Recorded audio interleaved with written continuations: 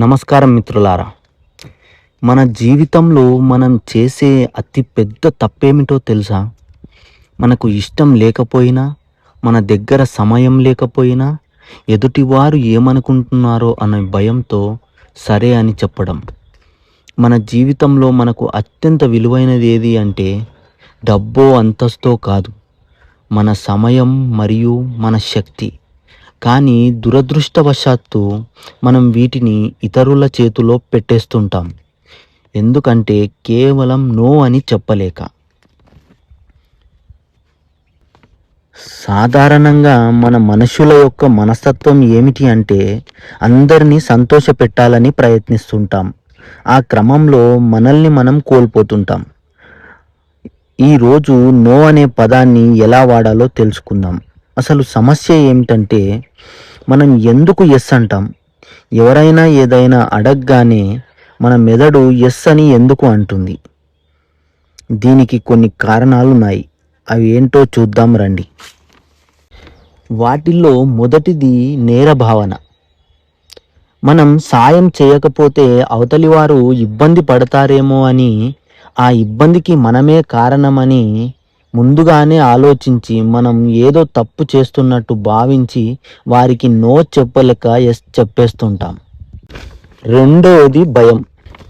ఒకవేళ వారు అడిగిన విషయాన్ని కాదు అంటే వారు నా గురించి తప్పుగా అనుకుంటారేమో, నా పైన అభిప్రాయం వారి పట్ల చెడిపోతుందేమో, అలా అనుకుంటే గనక మా మధ్య ఉన్న బంధం దెబ్బతింటుంది అనే భయంతో ఎస్ చెప్పేస్తూ ఉంటాం. ఇక మూడవది అలవాటు. సాధారణంగా మనం చిన్నప్పటి నుండి విధేయతను చూపించడం అనే ఒక గొప్ప గుణాన్ని నేర్చుకున్నాం. ఆ గుణం కారణం చేత అనాలోచితంగానే ఎస్ చెప్పేస్తూ ఉంటాం. కానీ గుర్తుంచుకోండి మిత్రులారా, మీరు ప్రతి విషయానికి ఎస్ చెబుతున్నారంటే మీ జీవితం పైన మీకు నియంత్రణ లేదని అర్థం. నో అనేది కేవలం ఒక పదం కాదు, అది అనవసరమైన విషయాల నుండి మిమ్మల్ని కాపాడే ఒక సరిహద్దు. మనిషి తన సొంత విలువల కోసం జీవించడం చాలా ముఖ్యం. మన నైతికత, మన లక్ష్యాలు మనకు క్లియర్గా తెలిసినప్పుడు వాటికి అడ్డు వచ్చే దేనికైనా నో అని చెప్పడం మన కనీస హక్కు. సరే పర్లేదు, ఇదంతా బాగానే ఉంది, కానీ మర్యాదగా కాదు అని చెప్పడం ఎలా? దానికి పలు దారులున్నాయి. వాటిల్లో మొదటిది డైరెక్ట్ అప్రోచ్. నేరుగా స్పష్టంగా చెప్పడం.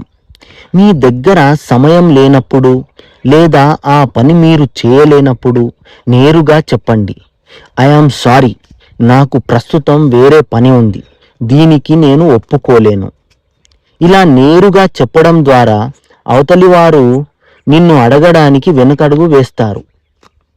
రెండవది పొలైట్ అప్రోచ్. మర్యాదగా తిరస్కరించడం.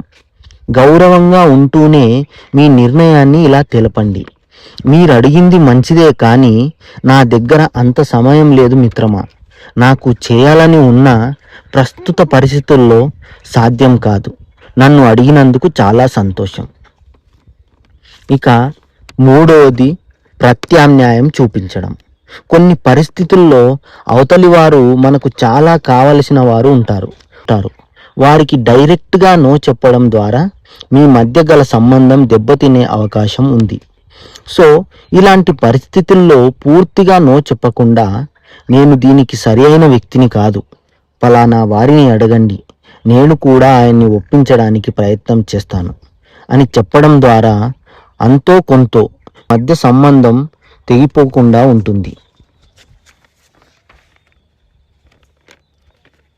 చివరగా సమయం తీసుకోండి. ఎవరైనా ఏదైనా అడగగానే వెంటనే సమాధానం ఇవ్వకండి. నేను ఆలోచించి చెబుతాను అని చెప్పండి. ఆ సమయం మీకు నో చెప్పడానికి శక్తిని ఇస్తుంది. కారణాలు వెతక్కండి. మీరు మొహమాటంతో కారణాలు వెతక్కండి. మీరు కారణాలు వెతికే కొద్దీ అవతలి వారు మిమ్మల్ని ఒప్పించడానికి ప్రయత్నం చేస్తారు. సో మొహమాటం పడద్దు, డైరెక్ట్గా నో చెప్పేయండి.